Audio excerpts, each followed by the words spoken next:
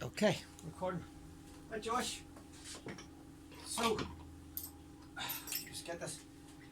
We were talking yesterday about tips that I could maybe give you to help you with your Jenny stone walk. With the grip thing, your grip's super strong as it is, but I think there are a couple of things that I use because my grip's not super strong, so I get the maximum out of what I can do by holding these rings. So there's a couple of things that I do to kind of lock my grip in to make it much more secure than it would normally be. Obviously you have your open grip, which is the least secure, but if your hands are strong enough, it's not a problem. When you're holding for an extended period of time, like doing a walk and stuff, that's really going to stress. So we move to the hook grip. The hook grip for me, obviously is a thing that guys do on a barbell, which is your standard. Take your barbell, lock your thumb, your first two fingers over it, and away you go. Because a ring is curved, right? This was a thing that Dan invented. He called it the thumb grip, and his original thought when he was sort of working for the Denny's was to stick an iron bar in here, make that straight, much more like a barbell, easier to hold.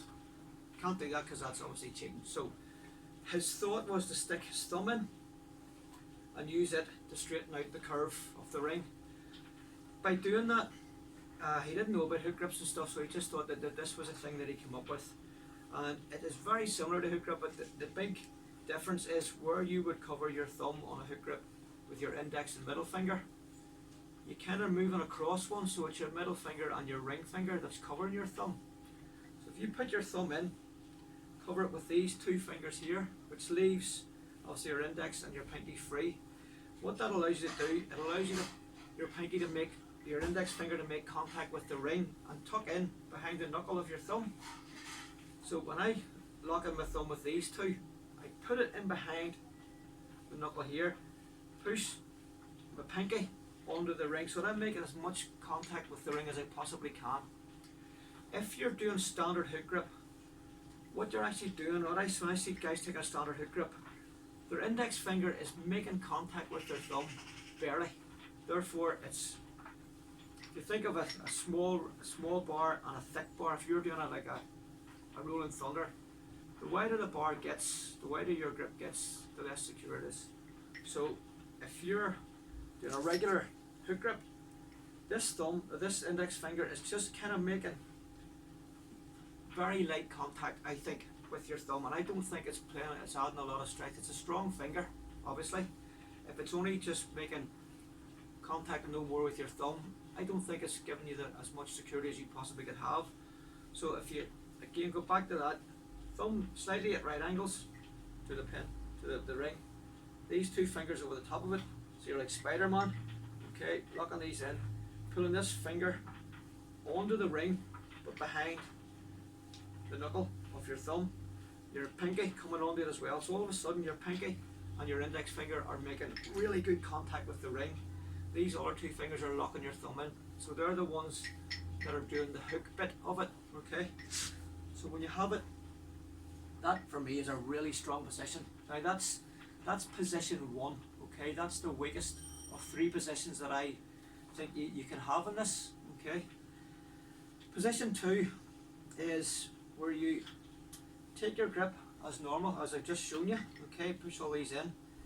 But unlike a strongman, when a strongman takes a regular grip, you see them, they go from here and they twist back. What that does, it bunches all the skin up, makes it a bit more secure on an open hand grip. If you're doing the thumb grip, right, taking all the normal stuff that we just talked about, what I do is I imagine that you're on full throttle on a motorcycle. Okay, you have the throttle fully on here. I have my grip relaxed at this point. I'm full throttle, got a right angle as much as you can do to bend your wrist this way. I firm up my grip, okay, make sure everything's nice and tight, and I twist forward. What that does, it actually drags your thumb slightly more under the ring, okay, and that, a bit more pain associated with that because obviously there's more of your thumb that's making contact, but I tell you what, it's a hell of a lot more secure, okay. So that's sort of level 2, okay. Level 3 is where you actually just put your thumb right under. Just go flat out, full out, put it right under, get these two over it, these two on the outside. So all of a sudden, your thumb is a hook. It's actually hooking onto the ring itself. Okay. The previous ones it's not. If I were to let go here, that's going to fall. Position 3, super strong. I'm actually hooking underneath it. So as you can see, it's actually making contact with the ring enough to hold it on its own. So at that point, middle finger and ring finger taking contact with your thumb. Index finger pushing it as much contact as you can get. Really push down into the ring. Take all the flesh so there's no, you couldn't fit a credit card in there if you tried. Okay, making as much contact as you can. Push that in super. And if you want to add that wee twist into that as well, you don't really need it as much because the thumb's already under. Notice that. That's a strong grip. That is really strong. Okay. You will need that mostly obviously for the heavy stone. With the oval ring on the lighter stone, I think position 1.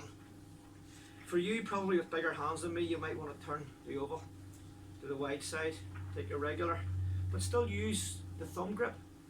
Get your middle finger and ring finger over your thumb, pinky, index finger making as much contact with the ring as possible, and that in position 1 with the thumb just along the side should be strong enough for you to make the carry, the full carry on the small stone. Experiment with this.